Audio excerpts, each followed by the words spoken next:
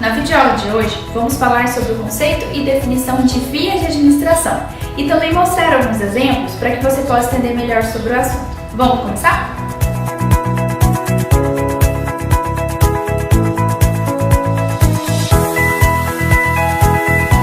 A via de administração é a maneira como o medicamento entra em contato com o organismo, é a sua porta de entrada.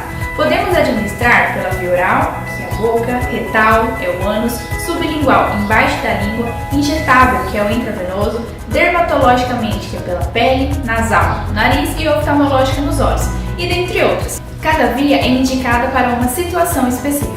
Então, para conhecer um pouco mais as vias de administração, podemos dividi-las em dois grandes grupos, a via enteral e a via parenteral.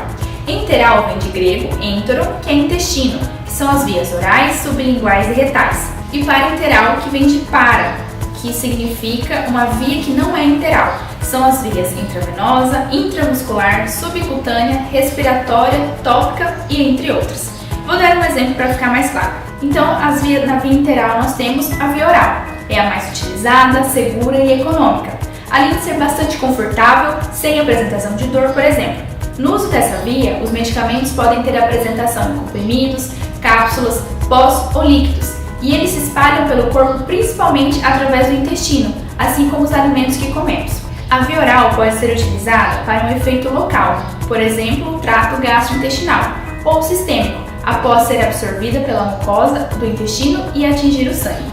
Já na via sublingual, os medicamentos são absorvidos rapidamente pela mucosa sublingual.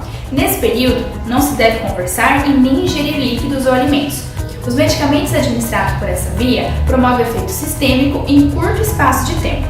Entretanto, é importante saber que nem todo medicamento tem características que possibilitem sua utilização por essa via, que é descrita na bula como sublingual ou pelo símbolo SL. Já na via retal, o medicamento mais comum administrado por essa via são os supositórios.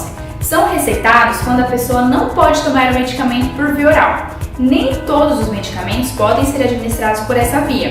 Eles podem ter também efeito local ou sistêmico, só que, entretanto, essa via não é bem aceita pelos pacientes, sob a alegação de incômodo, preconceito, restrições culturais e etc. E agora vamos falar sobre a via parenteral. A gente tem a via intravenosa, aquela na qual a administração do medicamento é realizada diretamente na corrente sanguínea por uma veia. A aplicação de medicamentos por essa via pode variar desde uma única dose até uma infusão contínua, como aqueles medicamentos que se dissolvem no soro. Para apresentar um efeito mais rápido, é a primeira opção durante emergências. Outra justificativa para a administração por essa via é que muitos fármacos não conseguem ser absorvidos pelo intestino, sendo necessário o uso dessa via. Além da via intravenosa, nós temos também a via intramuscular. A administração na via intramuscular permite que o medicamento seja injetado diretamente no músculo. Ele é indicado para medicamentos de aplicação única ou de efeito mais prolongado, como o caso de anticoncepcionais injetáveis, que devem ter um pequeno volume. Não tem efeito tão imediato se comparado com os medicamentos administrados pela via intravenosa, mas são bastante eficientes. Temos também a via subcutânea. Na via subcutânea, os medicamentos são administrados debaixo da pele, no tecido subcutâneo. Nessa via, a absorção é lenta. As regiões de injeção subcutânea incluem as regiões superiores externas dos braços, o abdômen, a região anterior das coxas e a região superior do dorso.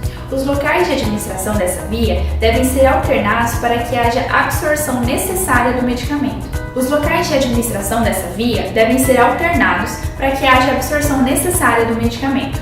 É uma via muito utilizada para a administração de medicamentos contra a trombose, que é o medicamento heparina, e para a diabetes, a insulina. Os pacientes que mais fazem uso dessa via são os bebês e os idosos por dificuldade de punção em suas veias. Além da via intramuscular, também temos a via respiratória. É a via que se estende desde a mucosa nasal até os pulmões. Pode ser utilizado por efeito local, que é um descongestionante nasal, ou medicamento para asma, ou sistêmico, como as anestesias. Tem a vantagem de realizar a administração em pequenas doses e com rápida absorção.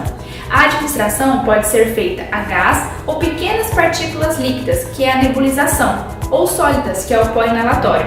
Essa via é bastante utilizada para problemas respiratórios. Temos também a via tópica. Essa via geralmente é utilizada para tratamento de afecções de pele e mucosas. Os medicamentos são apresentados em forma de pomada, géis ou cremes e devem ser administrados somente no local onde há lesão. Além dessas que citei, temos também a via ocular, nasal e auricular. Para a utilização dessas vias, os medicamentos devem ser de aplicação local. Os medicamentos para via ocular se apresentam sob a forma de colírio ou pomada. Já os medicamentos utilizados por via nasal se apresentam na forma de solução, como os descongestionantes nasais. E os medicamentos administrados pela via auricular são apresentados na forma de solução otológica. Então, além dessas vias que citei, que são as mais comuns, temos também a via intraarterial, que é dentro de uma artéria, intraarticular, dentro de uma articulação, intratecal, que é dentro do fluido cérebro-espinhal, intrauterina, dentro do útero, irrigação, que é a lavagem e limpeza de cavidades ou feridas, uretral, que é na uretra, e também vaginal, na vagina. Então, só relembrando, nós temos duas grandes vias importantes, a via interal e a via parenteral. E acho muito importante citar as vantagens e as desvantagens dessas vias. As vantagens da via interal está relacionada à distribuição do fármaco, que é lenta, evitando assim a ocorrência de rápidos níveis sanguíneos elevados. Além disso, existe uma menor probabilidade de efeitos adversos. As formas posológicas disponíveis para a administração interal são convenientes e não existe uma técnica estéril. Já as desvantagens da via interal está relacionada à taxa de absorção que varia. Essa variação torna-se um problema se o efeito terapêutico desejado de um fármaco for separado de seus efeitos tóxicos por uma pequena faixa de nível sanguíneo. Pode ocorrer irritação das mucosas e com a administração oral de alguns fármacos pode ocorrer o extenso metabolismo hepático antes do fármaco alcançar o seu local de ação. Esse processo é conhecido como efeito de primeira passagem. E agora as vantagens da via parenteral.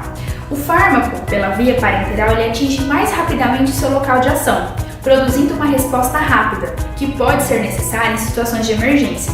A dose ela pode ser administrada com maior precisão.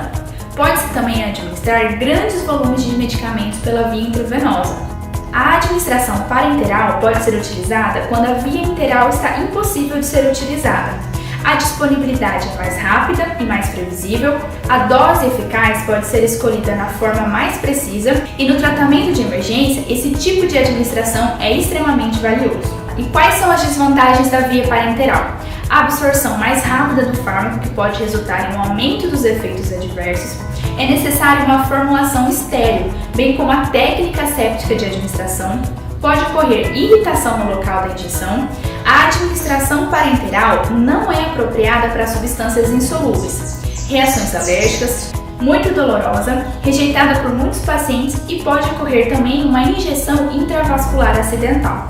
Então eu espero que essa videoaula tenha te ajudado a esclarecer sobre esse assunto e não deixe de assistir as demais videoaulas, pois elas irão complementar ainda mais sobre esse assunto e o seu conhecimento. Até o próximo vídeo!